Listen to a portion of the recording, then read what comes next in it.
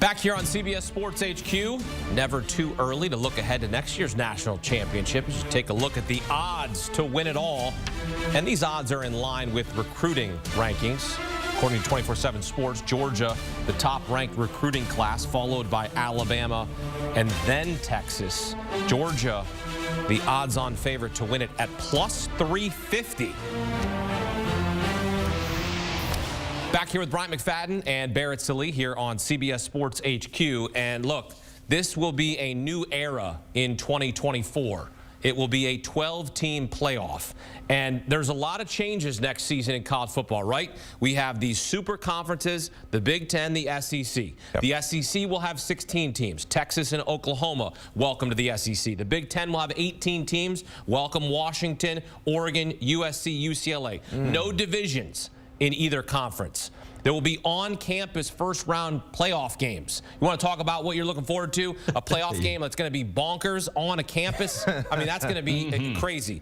The current plan is for the 12-team format to include the 6 highest-ranked conference champions and then the next 6 highest-ranked programs in the CFP rankings. We complained about the BCS era with 2 teams. We had 4 teams, we complained about it. We want to go back to the BCS. Now we have 12, and we're not slowing down. We're never going back. The 12 teams, we might go to 16. Like, who knows what we're going to go to. 12 teams for the first time next season, BMAC. You're looking forward to what the most? Chaos, playoff chaos. But before we talk about playoffs, you talked about some of the additions, these mega conferences they've made. Oklahoma, Texas, going to the SEC. Who would ever thought, right? In the SEC with the other teams they already have there in place. What about the Big Ten? You talked about, the additions they're making as well. Washington, who represented the Pac-12 in tonight's matchup against Michigan. Guess what? They're going to face off against Michigan, if I'm not mistaken, in October, right? October, I don't know the exact date, but I think they play October 5th. October 5th. So we will see the rematch of the national championship game. Different players. When it was only schools. 4, right? But different players, but of course, those are matchups we don't usually get an opportunity to see in regular season play, and we will be fortunate enough to do so. So college football will continue to be entertaining and exciting, especially this upcoming year. We will talk about the additions also, but having 12 teams, as Hakeem just mentioned, playoff football on campus. Wow, can't get any better than that. Yeah, I mean, that's what I'm looking forward to as well. And look, you guys know I'm all for the BCS. I wanted to go back to 2 teams. I've conceded that victory. I'm like a politician on election night. You guys win, I lose. But the on-campus playoff games are going to be awesome. I mean, can you imagine what happens if Boise State ends up hosting a playoff game or whatever? It's going to be interesting. It's going to be a lot of fun. I think it's going to bring passion. And having that home atmosphere, having that student section in attendance for a game like that really makes a unique setting that you don't get in any other sports. And then on top of that, I think what we learned this year, every year we sort of look back and say, okay, well, how many national championship caliber teams were there this year? Sometimes there's 3, sometimes there's 2. I think after what we saw tonight, there was really only 1. And to me, spinning it forward, that means there's a lot more parity in our game than a lot of people realize. And I think we saw that a little bit this year because Washington, from a pure talent perspective, is not what a national championship caliber team typically looks like. So you're going to have a lot of 1-loss teams, 2-loss teams that are still going to contend for one of those top 4 spots. And one of those conference championships and potentially a first-round bye. So, the fact that it's not the same old, that Washington sort of broke that barrier, I think is going to be interesting moving forward because I think, myself included, a lot of us thought, yeah, well, it's just going to be Alabama, Ohio State, Clemson, Georgia. It's going to be the same old teams. I think maybe now, yeah, those teams are still going to be there, but you might have another 1, 2, maybe 3 teams that are truly championship worthy because the definition of that will change quite a bit. All right, so we have just gotten word from our college football playoff committee that is made up of Bryant McFadden and Barrett Sallee here, and we're going to get their first ranking. We're going to get who they think is going to be in 12-team playoff. B-Mac, let's take a look at your 12 teams. It is headed by the Georgia Bulldogs. Yes, sir. Take us through your 12-team playoff here. This is your prediction for 2024. My prediction, I believe Georgia will win the SEC, led by Carson Beck, potential first-round NFL quarterback in waiting. Another outstanding recruiting class for Kirby Smart. Don't look to see them slowing down anytime soon. I have Ohio State there. You know, Will Howard will be the quarterback moving forward for the Buckeyes. They got big-time news tonight as well. Quishon Judkins, the talented running back from Ole Miss, he just committed to Ohio State. Think about that backfield. Number 3, yes, Florida State. You won't be snubbed next year, baby. DJU will be the new quarterback. We're still adding transfers as well. You better believe this team will be highly motivated next year. 4, Utah. I understand you talking about Utah. Remember, they're going to the Big 12. The Big 12 will be wide open. The reason why I'm so hyped about Utah, they were 8-5 this past season, but they did not have their star player at the quarterback position in Cam Rising. He will be back. I think he will be motivated, not to mention the experience, Barrett, that he brings as a quarterback for Utah. Number 5, Riley Leonard and the Fighting Notre Dame Irish. Yes, I said Riley Leonard before I said Notre Dame because he means a lot to their success.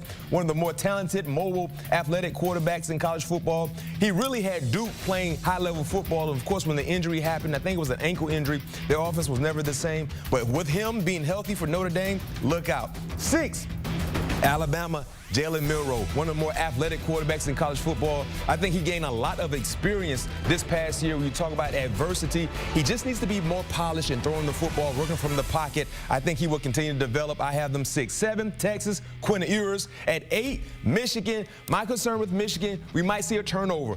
When you talk about Harbaugh, will he remain to be the head coach there on the sideline? And many people will say, well, he missed a few ball games because he was suspended. They still won them. Yes, but it's different when you know he will not be there at any point in time. Not to mention the quarterback situation. J.J. McCarthy, safe to say he's going on to the next level of the NFL. Who will be the man waiting to take over the keys there at Michigan at the quarterback position? Will it be Alex Orji or someone else? We have to wait and see. I have Missouri at 9. I'm a big-time Brady Cook fan. This is a guy that can throw the football. The leadership that he has on and off the football field has been well documented, so I love him. Dalen Gabriel at Oregon, Liberty, and James Madison. Don't forget, Barrett, we have to include, as you know, 2 Group of 5 teams for all the new fans that are kind of getting wind of this college football playoff format. We have to, they will include 2 Group of 5 teams. My 2 Group of 5 teams, as stated, Liberty and James Madison. Yeah, you got to have the 6 conference champions. That means you got to have 2 Group of 5 or Oregon State, Washington State, because they're not technically in that group now anyway. But yeah, I mean, I think for me, it's pretty chalky too. You know, I have Georgia number 1. I think one thing interesting about Georgia, you have a lot of offensive linemen coming back to protect Carson Beck. That's going to be really helpful. 2, Michigan. You know, Jim Harbaugh's situation is what it is, but I think they're going to get some surprise returnees. Clemson, I like Cade Klubnik. Oklahoma State winning the Big 12. Somebody's got to win the Big 12. I like that their running game is sort of evolved, and Ollie Gordon has been a stud down the stretch. And then you got some SEC flavor, Texas and Alabama. Big 10, Washington, I think they will get back. I think because they will beef up along both offensive and defensive lines. Notre Dame, you mentioned it, B-Mac, Riley Leonard. Utah, same thing. You mentioned all about them. Ole Miss, Jackson Dart back. They get Ulysses Bentley back, which I think is huge. And then the 2 Group of 5 teams, Tulane. I love John Summerall and the way he's proven to be a winner at the Group of 5 level. And then you kind of have to throw your hands up like, I don't know what else. What other conference championship, conference champion could be in there? I chose Boise State. Could I be convinced to be James Madison or Liberty? Sure, I could be convinced of that, but that's probably the hardest pick out there. All right, so you guys agreed on 6 teams here by my count. Yeah. Georgia, Notre Dame, Utah, Notre Dame, Alabama, Texas, and Michigan. We agreed on 6 teams, so you're going to have to go back to the table here because you got to have agreement. There's got to be something here. It can't be, 50-50. You both had Georgia as your number 1 team. They're the odds-on favorite to win the Natty. They were trying to go 3-peat this season. They didn't get in. Why do you think Georgia's going to get back to the national championship? Starts with the quarterback, Carson Beck. Like I said, I think he's a potential first-round quarterback in the NFL draft. You look at some of the players they retain. You will lose Brock Bowers, one of the best tight ends we've seen in quite some time. But yet still, this is a team they don't have an issue with talent.